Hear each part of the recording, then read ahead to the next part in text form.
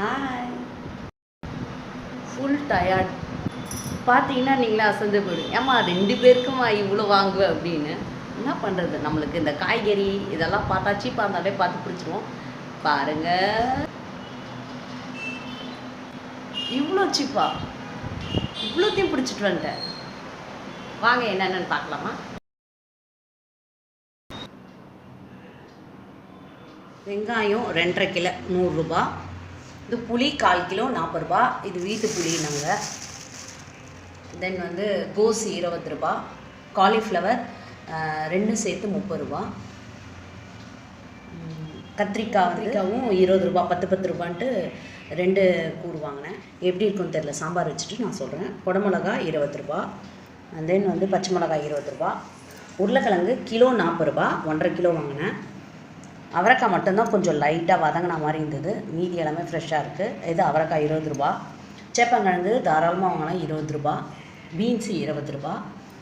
பச்சை பட்டாணி வந்து இது வந்து 40 ரூபா.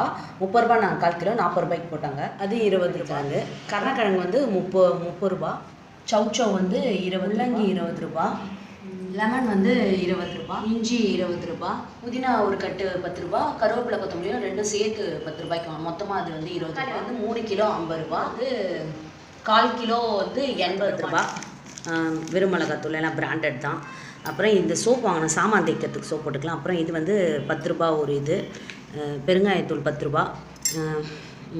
மிளகா வந்து 10 ரூபா. அப்பளம்லாம் 10 ரூபா பேக்கெட்டுங்க. பீத்தாம்பரி வந்து 20 ரூபா.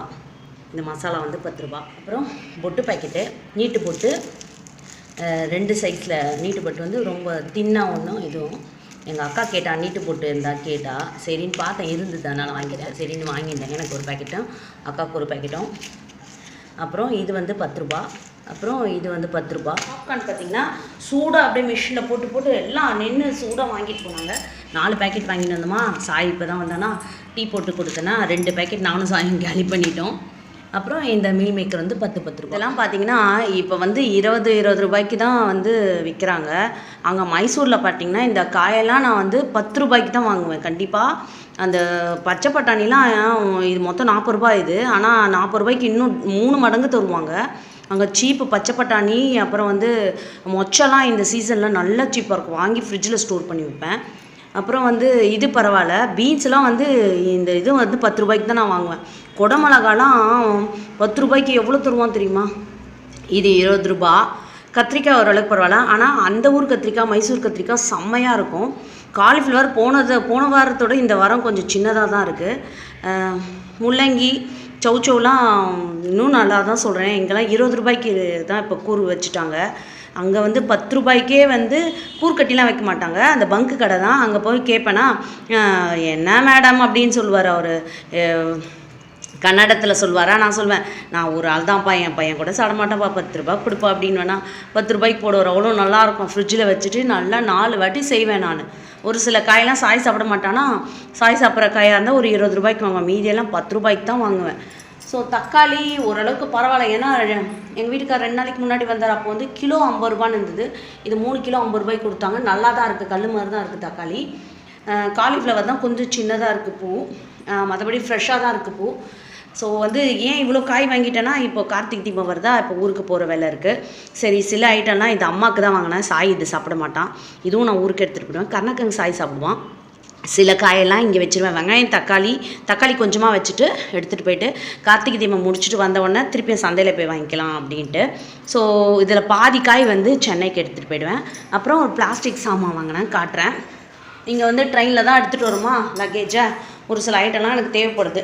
வேறு என்ன பண்ணுறது, நான் ஏதோ சமாளிச்சிட்ருக்கேன். இந்த ஐட்டம் வாங்கினேன்.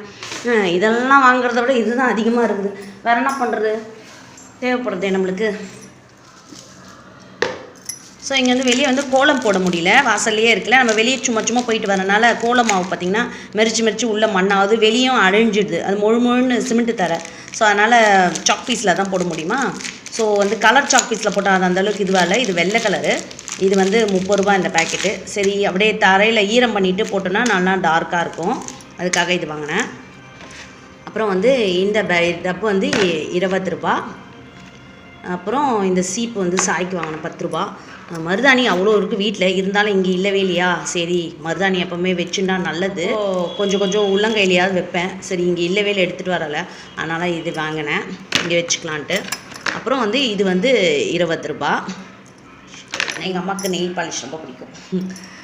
அப்புறம் இது பாருங்கள், அவ்வளோ க்யூட்டாக அழகாக இருக்குது குட்டி ஜக்கு. இது பாத்ரூமுக்கு வாங்கலை நான், இங்கே ஜன்னலில் மாட்டிட்டோன்னா எதனா இங்கே வந்து ஷெல்ஃப் எதுவுமே இல்லைல்ல தான் இருக்கா, அந்த ஜன்னலில் மாட்டிட்டு எதனா தேவையானது அதில் போட்டுக்கலாம். இங்கே பாருங்கள் சுத்தமாக ஷெல்ஃபே இல்லவே இல்லை, கிச்சன்லேயும் மேடை தான் இருக்குது, ஹால்லே கிச்சனு, அதில் ஷெல்ஃபில் அடியில் மட்டும்தான் ஏதோ நான் ஒன்று அரேஞ்ச் பண்ணி வச்சுருக்கேன்.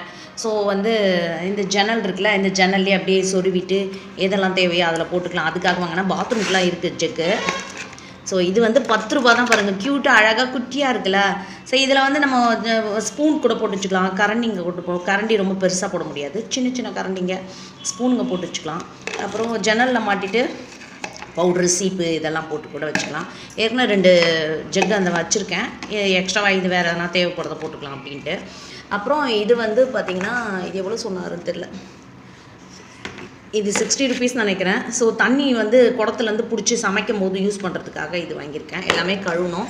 அப்புறம் இந்த முறம் அன்றைக்கி ஒரு முறம் வாங்கினேன், இந்த முறம் எவ்வளோ சொன்னார், 40 ரூபான்னு நினைக்கிறேன். இந்த முறம் எவ்வளோ சொன்னார் ஞாபகம் இல்லை.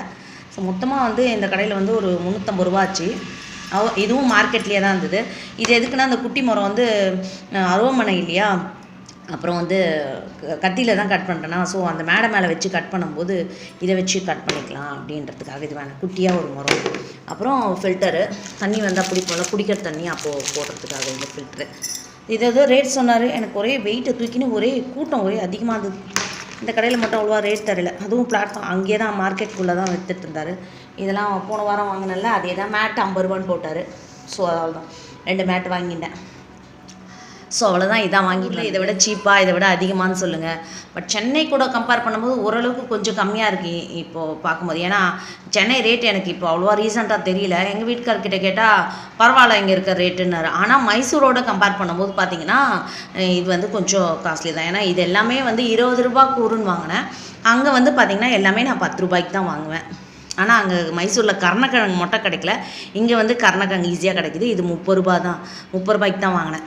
ஸோ சாய் நல்லா சாப்பிடுவான் கருணக்கிழங்கு, அதை அப்படியே செஞ்சு ஆஃபீஸ்க்கு கொடுத்து அனுப்பிச்சிடுவேன், அவன் சாப்பிட்டு ஆஃபீஸில் இருக்கவங்களும் சாப்பிட்டு. ஸோ இந்த வாரம் சந்தைக்கு போயிட்டு வந்தது இதுதான்.